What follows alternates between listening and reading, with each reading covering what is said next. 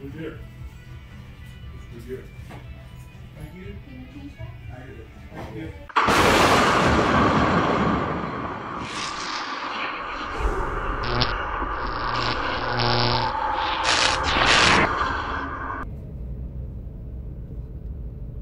Well, we had some issues. One of the dynos that we wanted to link up with, their schedule was a little too packed, so that got postponed to another date. So we were only able to do 2. Now, in the process of doing the 2, the first one, as you saw, the Dyno Jet, numbers were a little lower than what most would expect, and we feel some of that was due to possibly some wheel slip. We realized later on, and we'll actually revisit that. So, unfortunately, even though we have numbers, we have 2-wheel drive, we have versus 4-wheel drive, and both of them had belt slip. Of course, there's no changes were done to the truck.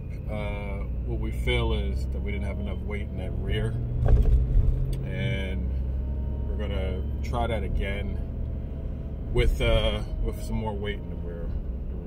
I mean, I'll bring rims or whatever. I can put a few hundred pounds in the back of the truck. Luckily, it's a truck, so it's very simple to add weight in the back.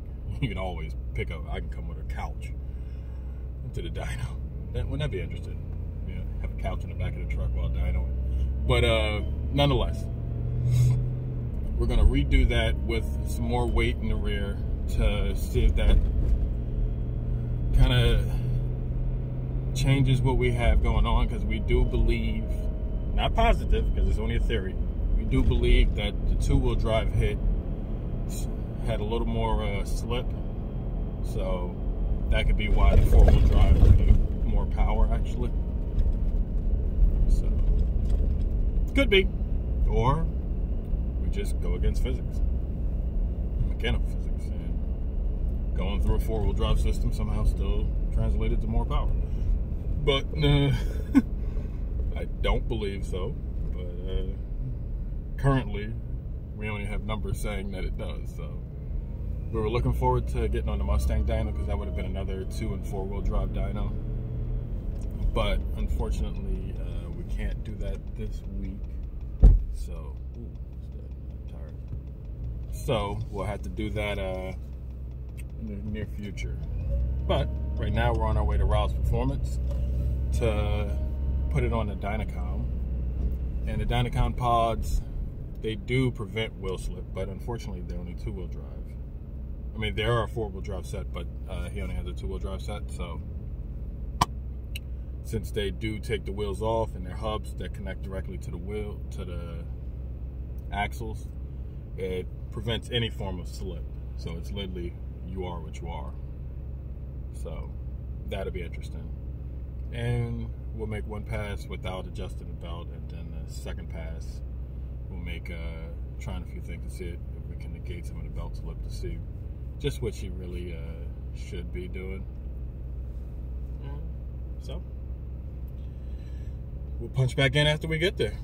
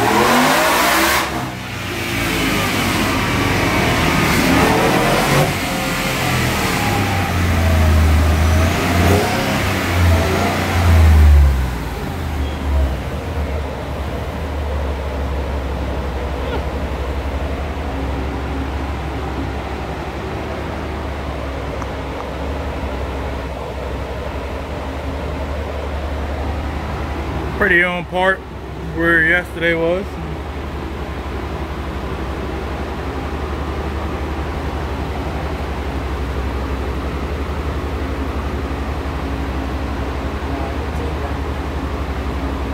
and tape it right off, right around. Everything right down.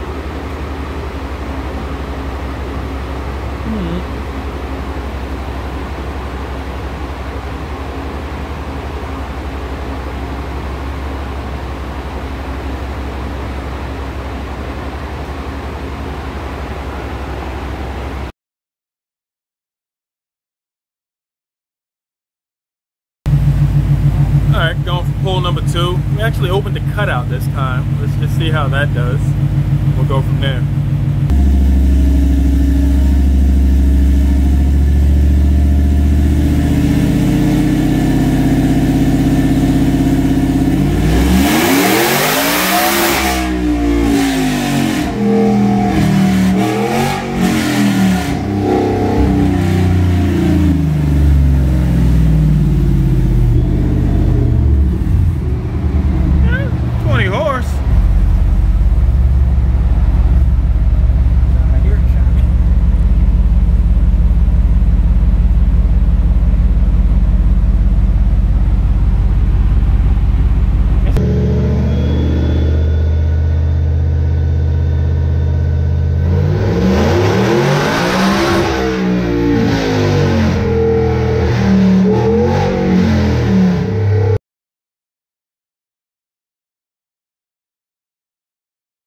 Okay, so we're getting ready to make our third pull.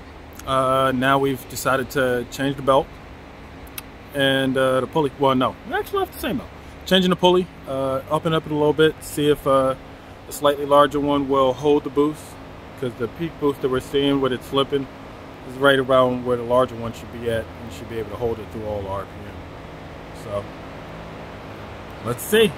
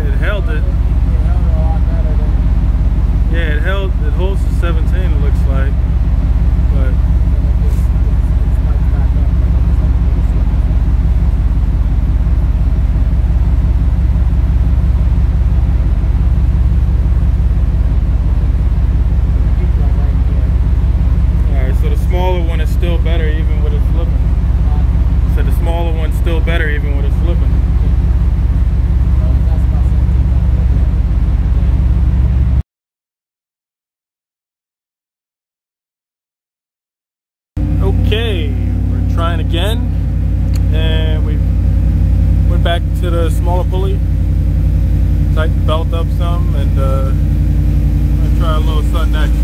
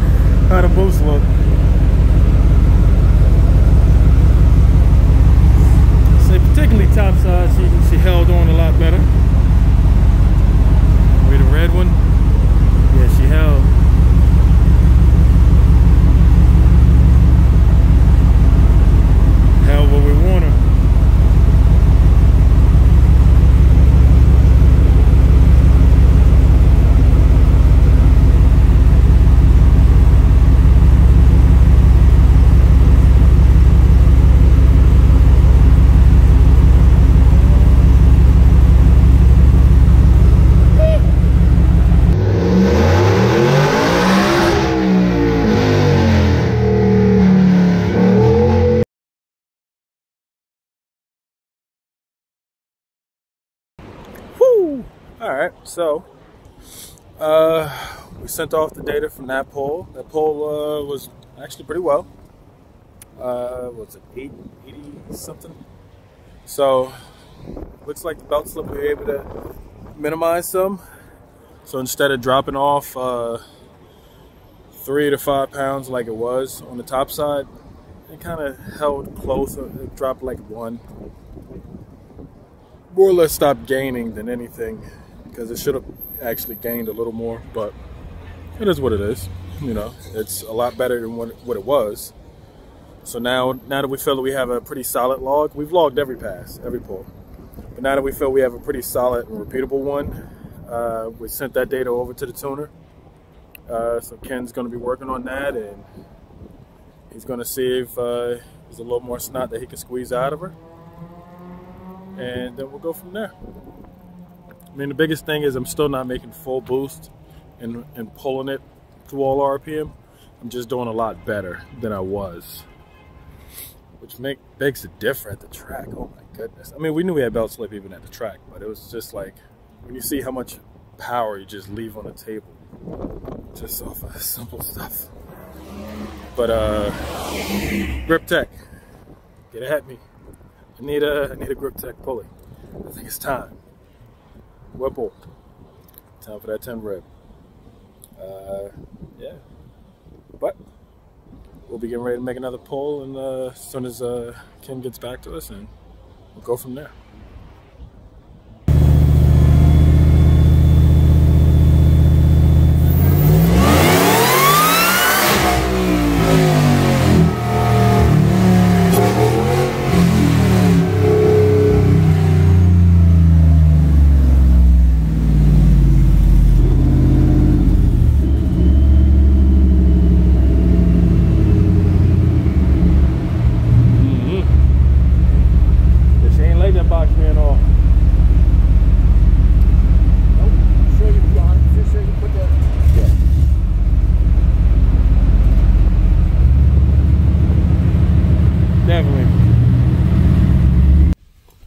Well, we didn't get another pull in, so the 887 was kind of where we left it.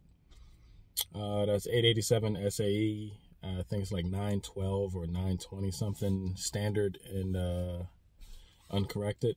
So you can figure out how you want to figure for whichever one you prefer to see. At this time, I do have another video at the tail end of this showing one of the final passes of the year. A very heartbreaking pass, very heartbreaking. But just before then, I want to give a shout out to Writez Block, who's a sponsor of the channel, and a quick promo of their video for their channel that's growing. A great music-based channel. I was actually on one of their episodes that'll be upcoming. We'll promote more on that episode when it's getting ready to play, for obviously because I was in it. But yeah, those guys make some nice music, and a few things that I've done with them will be in 2020 showcased on the channel. So till then, take a look at the promo, stay for after the promo, and take a look at the last heartbreaking pass of the year. And yeah.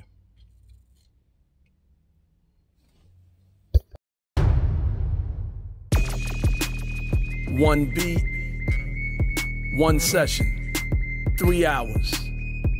The clock is ticking. Who will make it? Who will fall? Tune into the Writez Block YouTube channel and see which one of these artists will catch Writez Block.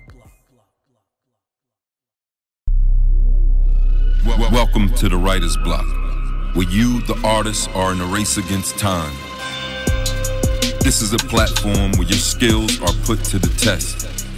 You'll have 3 hours after hearing the beat for the first time to create a song. Are you up for the challenge? Will you create the next big hit, or will you fall victim to the Writez Block? Coming soon is the Writez Block mobile application, where you can challenge any artist in any genre to a 24-hour song duel. See who can create the better song to the chosen track. Choose your challenger, set your price, and cash out on your earnings per vote. There's only one rule. Don't catch Writez Block.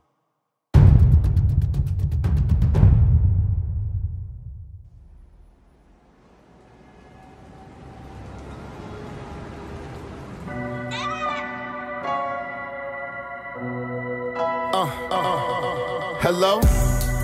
I'm hoping this mic works. 3 hours to put together a song. Light work, my pen game phenomenal. Brain sharp as African spears thrown through the air at speeds you couldn't hear. 2 hours down, the clock ticking, your nerves wrecked. Your hook ain't even done, half of your verse left. Will you be the one with a hit when the clock stops? Or will you be the one that catches Writez Block? Welcome to the Writez Block.